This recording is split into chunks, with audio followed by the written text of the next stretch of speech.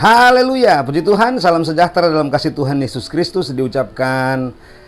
Selamat kita berjumpa, kita ada di Inspirasi 3 menit. Dan inspirasi kali ini mari kita akan melihat satu kebenaran firman Tuhan dalam kitab Yesaya pasal yang ke-66. Yesaya pasal yang ke-66, mari saya akan baca ayat yang pertama hingga ayat yang kedua.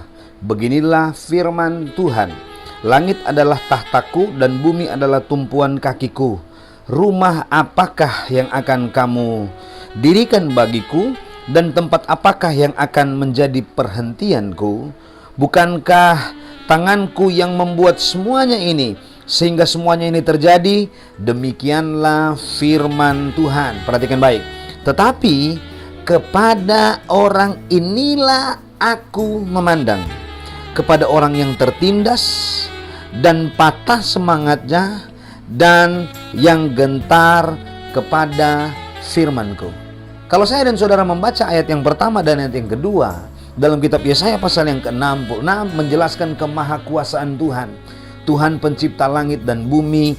Tuhan adalah menjelaskan dalam ayat-ayat yang ke awal bahwa bumi ini adalah tumpuan kakinya. Tuhan maha kuasa. Kuasanya tidak tertandingi, dan bersyukurlah kita memiliki dan mengenal yang namanya Tuhan itu. Sebabnya sebagai orang yang percaya kepada Tuhan, kita sangat perlu bersyukur kita memiliki Tuhan yang hebat, Tuhan yang luar biasa yang menciptakan langit dan bumi. Tetapi mari kita perhatikan ayat yang kedua, bagian yang terakhir. Saya ada menarik perhatian saya, dikatakan seperti ini.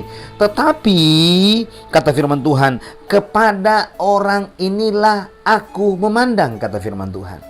Nah, kalau saya dan saudara melihat kebenaran firman Tuhan, jika pandangan Tuhan kepada kita, jika perhatian Tuhan kepada kita, tentunya kita adalah orang-orang yang spesial.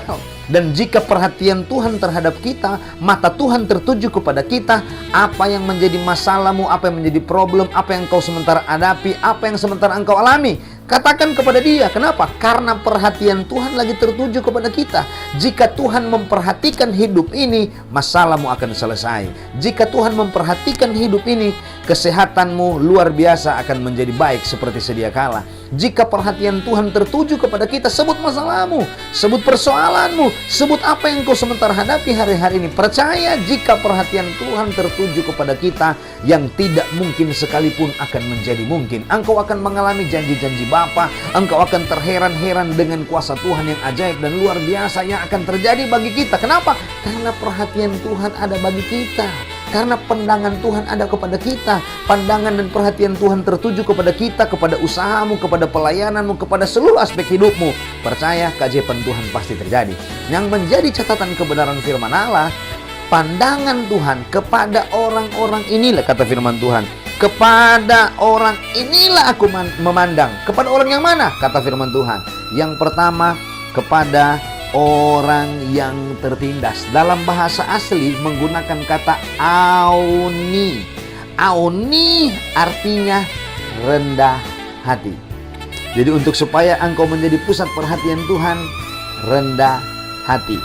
Kata auni juga mempunyai pengertian diganggu.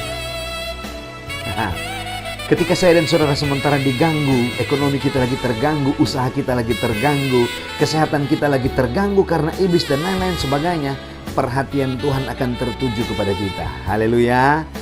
Tapi posisikan yang pertama, rendahkan hati, jangan tinggi hati. Itu yang pertama. Yang kedua, firman Allah katakan dalam Yesaya pasal 62 bagian yang terakhir, patah semangat. Patah semangat menggunakan kata naukeh.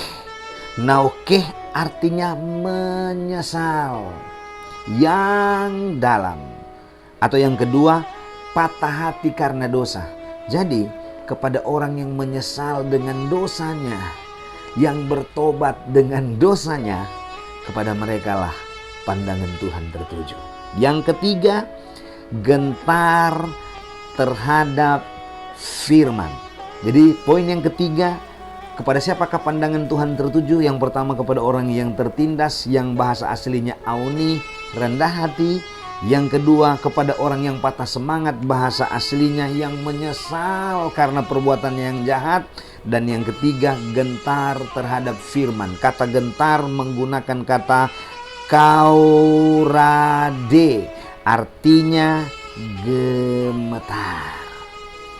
Ketika Anda ada pada tiga posisi ini, percaya perhatian Tuhan akan tertuju kepada hidupmu, dan hidupmu akan berubah menjadi luar biasa. Haleluya.